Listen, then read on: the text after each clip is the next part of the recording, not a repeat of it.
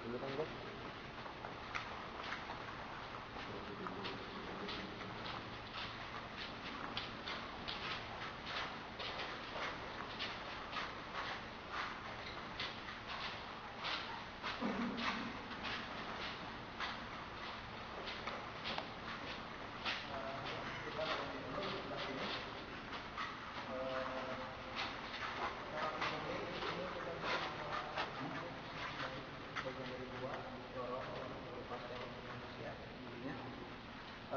Baik, saya akan menjelaskan dari sini. Oh, boleh lihat? Oh, jajar aja. Masuk ke semuanya nggak apa-apa. Bisa kita lihat ya.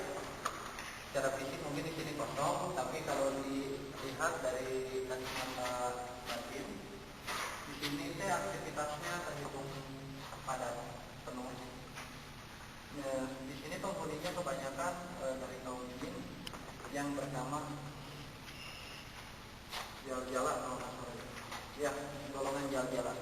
Jadi Jal-Jala itu suatu suku di alam jin, gitu. Seperti kita ada suku Sunda, suku Jawa, ras ini, gitu. Ini dari suku Jal-Jala. Terus dari segi fisiknya bisa kita lihat, yang saya lihat tubuhnya tinggi, bisa dikatakan 2 kali lebih tinggi dari ini. Bisa terbayang kan? Tinggi, tubuhnya berbulu, agak kehitam-hitaman dan hijau-hijauan, matanya berwarna putih seputih-putihnya. Ada juga yang agak hijau-hijauan, tapi itu jarang sekali terlihat. Ada beberapa dari mereka yang memiliki tanduk.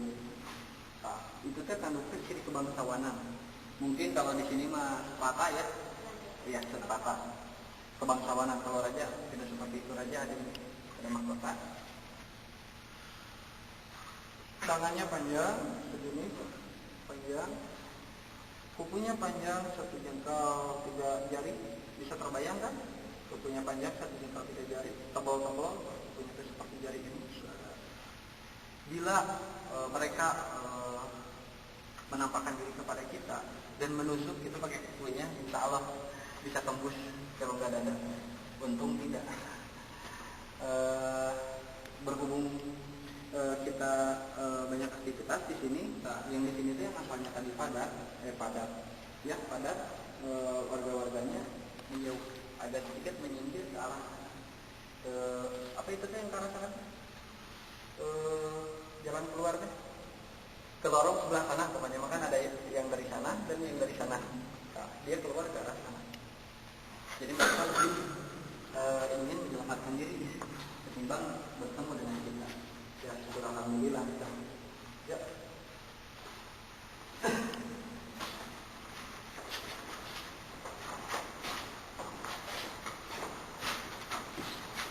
Kalau bisa kakinya jangan digeser-geser, hanya aja makanya.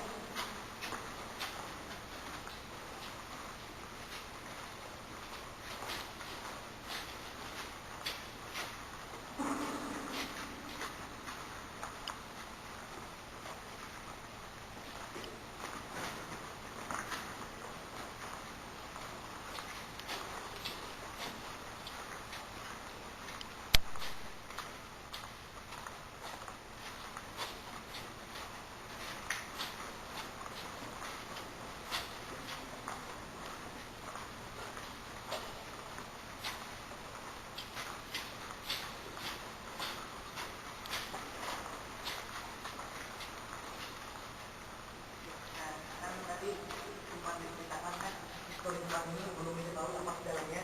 Nah, sekarang kita akan mau coba diterawang secara metafisik apa aja sih yang ada di dalam ini. Kita mau menguak gitu apa aja yang ada dalam ini. Kita akan jadi coba cara penerawangan ini.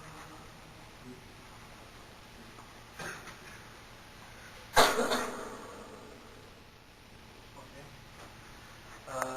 Di sini ya, kalau dilihat dari segi fisiknya dulu, di dalam ruangan ini saya melihat ada 4 buah kotak kayu yang sudah lapuk, yang di dalamnya itu ada biji besi, tapi bukan biji besi biasa, yaitu bisiu. Di dalamnya ada bisiu. Terus ada 1 senjata yang sudah karatan, senjata laras panjang, kurang lebih sepanjang ini, udah karatan, kayunya juga udah ada karatan. Terus ada,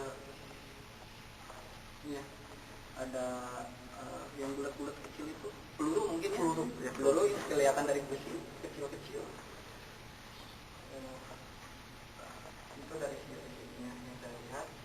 Dan dari segi metafisiknya di sini ada satu persatu. Yang terlihat sama saya ada satu jin yang paling jelas. Orangnya welcome, baik. Asalkan kita tidak macam-macam, mereka pun tidak akan macam-macam terhadap kita. Jadi intinya jangan cari gara-gara lah. Ini berbentuk ular hijau, besarnya sebesar badan saya. Diameternya? Kalau panjangnya kira-kira berapa meter? Ya 14 meter setengahan lah ada. Ya. Jarang sekali orang yang bisa melihat ular ini, apalagi saat menampakkan diri. Kalau menampakkan diri kita tanya, insya Allah dia akan menjawab dengan bahasa kita. Jadi bila suatu saat nanti main lagi ke sini dan menemukan yang seperti itu, lebih baik kita jangan lempar dia, jangan teriak-teriak nggak jelas, cukup balik pada pergi dengan santai. Insya Allah kita selamat. Oke. Sama juga mau ceritakan kan tadi katanya tempat misio ya. Nah kebetulan juga dulunya tuh memang tempat betul penyimpanan senjata kayak misio kayak gitu ya, tapi karena di sini kan tempatnya lembab yang mengakibatkan kayak misio itu jadi kedinginan basah, makanya dipindahkan ke salah satu tempat jadi pusat juga di sana, nggak tahu apa, jadi ini nggak kepake sampai sekarang, makanya semua senjata itu dipindahin. Nah kurang tahu kenapa masih ada di sini juga, mungkin tempat histori atau apa kurang tahu. Nah sekarang lanjut kita mau ke sebuah gua yang dulu bekas tempat uji nyali. Katanya situ tuh 7 orang pernah lakukan uji nyali, nggak ada yang masuk sama sekali, nggak ada yang berdiri setengah jam. Nah kita akan masuk coba ke sana. Feel aja sekarang.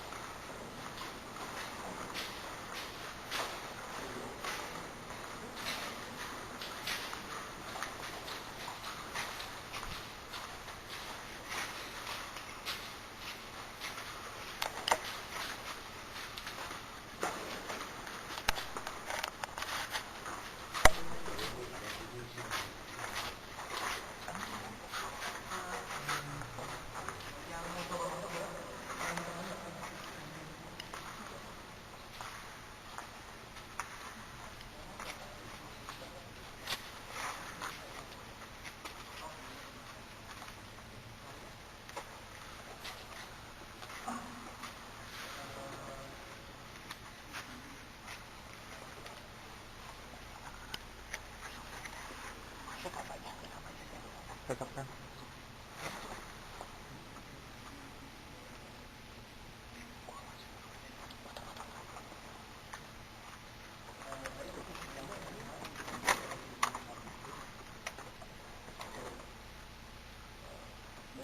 Saya akan menyimpan secara langsung aja di sini.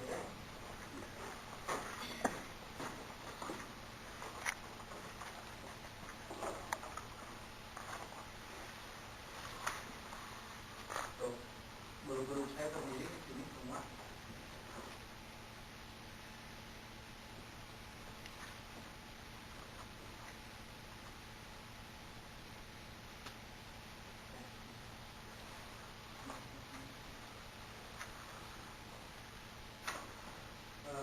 Baik, bila dilihat yang di sebelah kanan, kan terlihat kosong ya, kosong kan?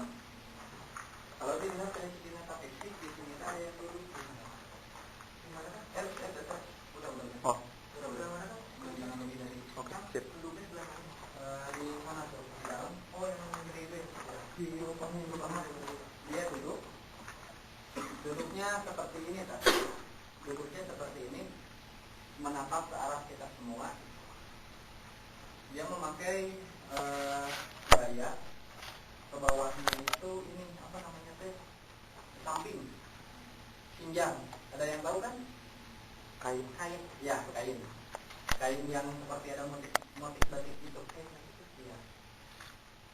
Ini penyambung ini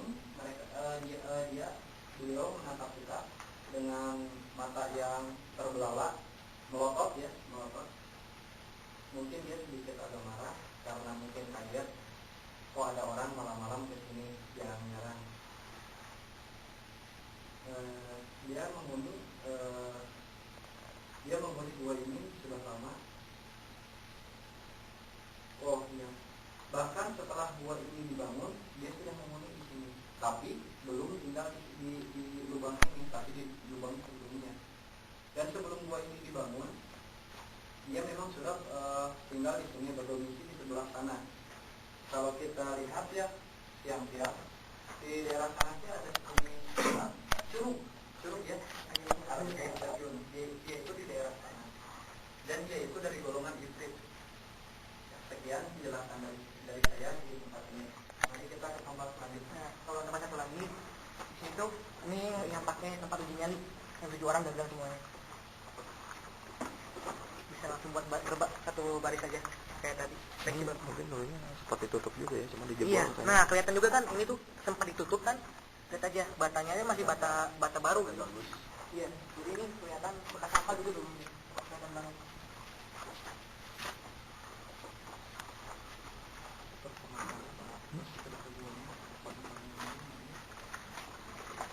Memang sebut itu kan ngeri banget. Kang Iman tuh kan? Aduh, panas di Roma nih. Masa kan kalau di dalam langsung buat satu baja aja kali. Ayo, kita ke ruangan selanjutnya. Coba. Satu baris, jangan berpencar. Ya, kalau ya, kalau katanya bisa dari ini tuh katanya peningkatan katanya ini. Ini kalau peningkatan di sebelah sana itu tempat penyiasatan. Ini tempat penyiasatan. Nah, di sini tempat dipakai uji nyali. 7 orang gagal semua. Nggak kuat berdiri setengah jam. Ya. Untuk rekan-rekan yang ingin melihat silahkan monggo. Tapi nggak usah banyak. Ya, saya menyarankan jangan ada yang di dalam. Oh, aja sini masuk. Kenapa? Nggak boleh. Ya. Dia khawatir. Center. Auranya berbeda. Center.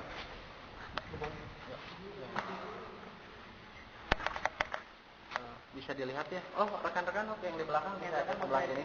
Ya, yang mau lihat silakan.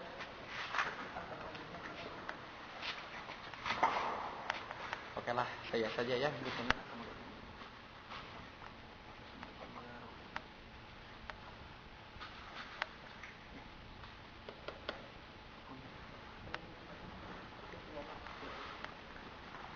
Oke, rekan-rekan, bisa kita lihat ya, ini sama-sama ruangan kosong dengan dua undakan tanah.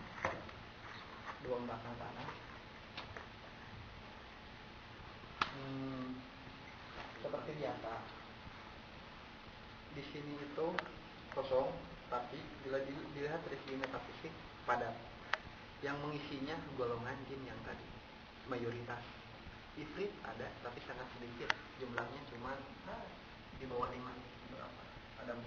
Kebetulan lagi ada 4. Jadi yang di sini, yang tadi di sebelah sana ya, yang di sini kebetulan sudah tidak ada. Entah kemana. Menurut mitos dari 2 undakan ini ada mayat yang dikubur. Setelah saya cek tadi waktu kloter pertama, awalnya saya cek terdapat 2, tapi saya ulang lagi, dicek ada 3. Setelah dicek terjadilah kombat itu kontak batin antara saya dan yang tinggal di sini, tapi bukan yang meninggal ya, tapi dengan salah satu jin yang tinggal di sini.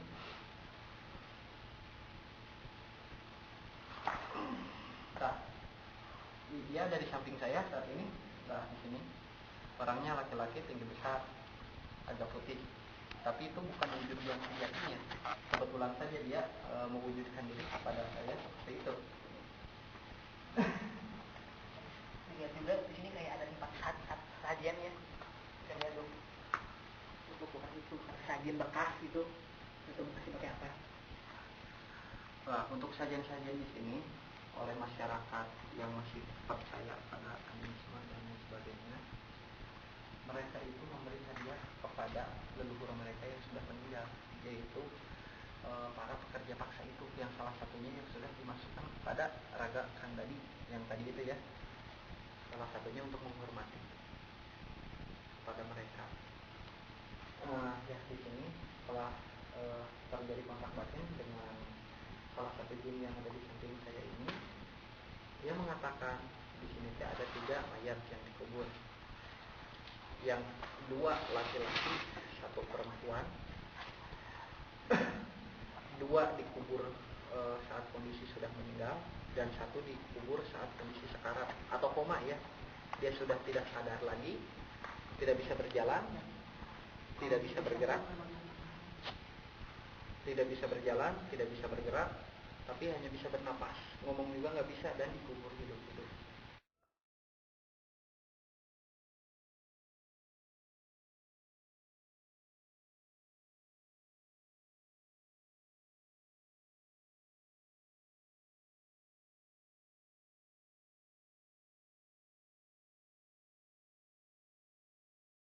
Namanya budgetnya ya. Sekarang sih ceritanya kita sambil nunggu yang warga terakhir keluar, kita sharing-sharing aja buat tadi yang melakukan penelusuran secara mistis. Yang tadi kami diceritakan, mungkin ada secara pribadi ngerasain sesuatu yang beda gitu, kayak seperti biasanya. Bisa di-share gitu mungkin? Di-share. Masing-masing nggak biasa ngajak ya. muter-muter. Mungkin dari siapa yang tadi mau ikutan, Kang Dimas ya? Kang Dimas. Ya. Tadi di dalam ada suara-suara sih, cuma nggak jelas juga suaranya. Terus waktu ditinggal 4 orang di lorong itu keadaannya digelapin, berempat duduk itu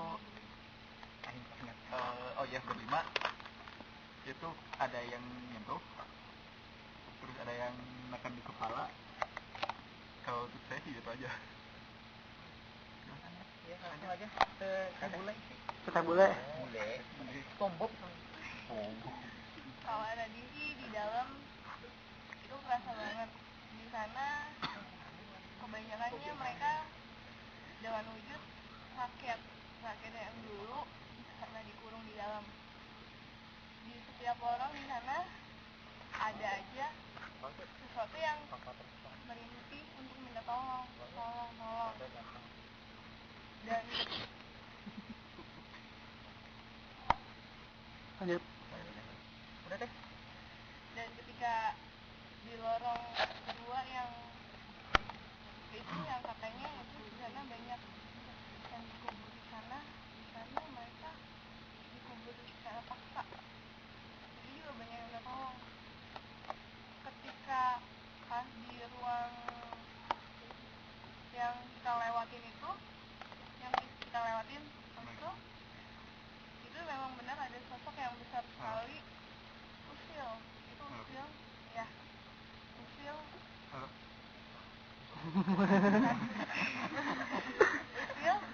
mengganggu kita. Dan ketika kita ditinggal berlima, itu posisinya gelap. Itu terdengar sekali suara kayak troli jalan, orang bawa sesuatu gitu. Oh ya udah. Ada yang iseng, kalau udah ada yang masih ada perlu itu, ada yang narik rambut, kerasa banget itu. Kayaknya masih. Pas digelapin, itu benar-benar gelap banget. Gelap itu kayak benar-benar nggak ada cahaya lampu. Tapi entah kenapa itu ini kacamata gerak-gerak gini-gini, terus hidung kedut-kedut. Sesuatu yang aneh. Kang, sebentar. Yang tiap di komen nyesok lanjut. Pas kita jalan lagi itu masih aja ada orang yang minta tolong, karena mungkin yang lain tidak bisa melihat, hanya saya sama Kang Adi ngeliat. Mungkin itu ada aja, cuman di sana ada satu sosok perempuan yang menyerupai kayak wanita cantik banget. Dia pas saya lewat, dia senyum. Dia senyum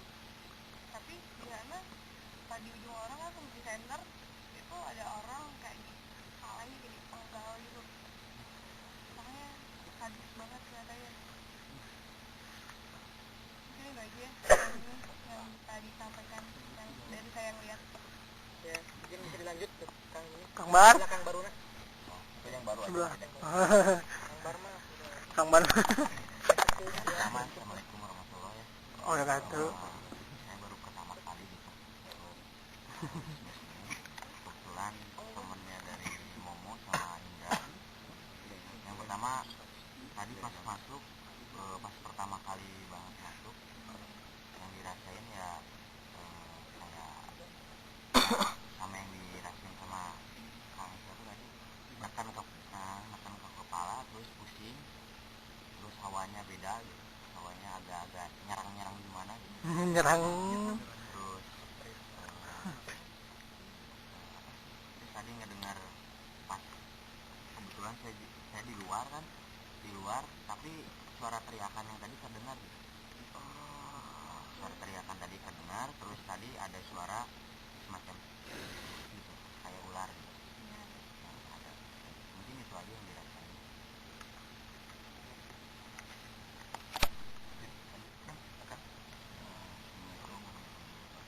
Center. Yang saya rasain dalam hampir sama aja sama semua. Palingan ada bayangan hitam gede, dan kadang ada yang saya lari, dan pas saya ditinggal sendiri dalam ruangan itu, di situ emang kelihatan jelas banget ada yang lewat, ada suara waktu tentara gitu jalan, ada yang minta tolong, dan yang lebih itu mah di belakang dia kayak orang tua, jadi apa ya, kayak bersuara di pas kuping gitu, kayak mendesak gitu lah. Mungkin itu aja, selebihnya hampir sama aja. Assalamualaikum warahmatullahi wabarakatuh. Saya rasain di luar yang di dalam, kalau pas masuk ke dalam punggung saya agak sakit, tapi kalau pas keluar udah enggak lagi. Itu aja sih saya yang rasain. Assalamualaikum warahmatullahi wabarakatuh. Center sendiri. Kalau saya sih tadi rasanya kayak awal masuk sih mungkin karena takut pertama kali ya, jadi mulai berat terus udah mulai sedikit pusing, terus sempat ngelihat bayangan hitam putih, suara berisik, padahal kayaknya yang lain nggak dengar sih mungkin, tapi saya yakin kalau itu suara kenceng. Terus Kamu tahu ya itu tadi aja bawah. sih, terus rasanya langsung pusing sama berat, gitu aja udah. Tok next. Assalamualaikum warahmatullahi wabarakatuh. Oh, yang sama. Yang saya rasain sih tadi ya mungkin karena tegang, jadi hawanya nggak mau nengok kanan kiri gitu, rasanya nggak enak kalau nengok kanan kiri. Terus ketika semua orang lagi di dalam pas lagi berhenti, tiba-tiba ini dengar kayak suara langkah kaki, padahal nggak ada yang jalan. Itu aja sih. Kok bisa ada suara langkah. Tergantung. Itu namanya feel. Beda. Lanjut. Katanya? Dia nggak ikut. Oh, nggak ikut ya? Gak apa, mungkin apa yang Enggak dirasakan. apa ada yang Kan mungkin dirasakan. tadi pas lagi penelusuran Iya, story-nya. gitu, sok aja. Atau ngeliat bayangan hitam itu Kita jauhan. Oh, jauhan. Jelau. Ya, kan ber... Ya, kan? bentuknya nggak tahu lah, atau jongkok atau gimana, atau perasaan aja kali ya. Oke. Translate, iya butuh translate. Gak apa-apa, ceritain aja nanti mungkin diterima. Nihon. Enggak kenapa?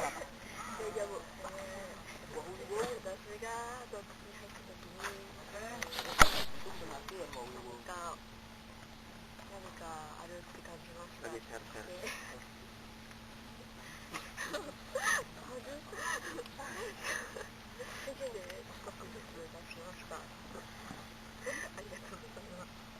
Kang, Kang artinya Kang Obeng?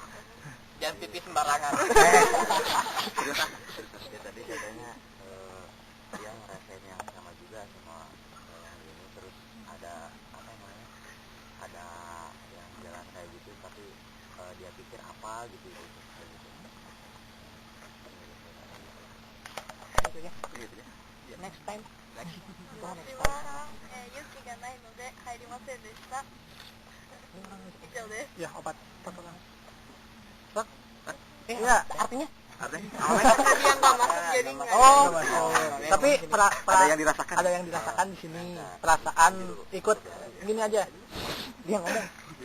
Itu nggak sok. Nah, saya nggak berani jadi nggak masuk. Ya ini aja. Bisa. 僕が洞窟に入った時は、洞窟の中全体に霧が見えて、どうしても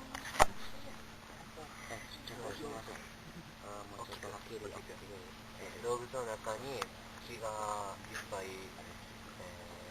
散らばっていて、面白い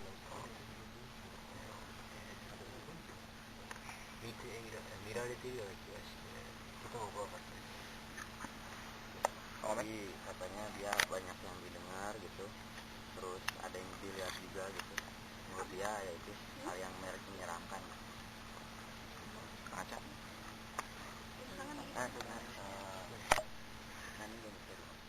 Nah, wajahnya.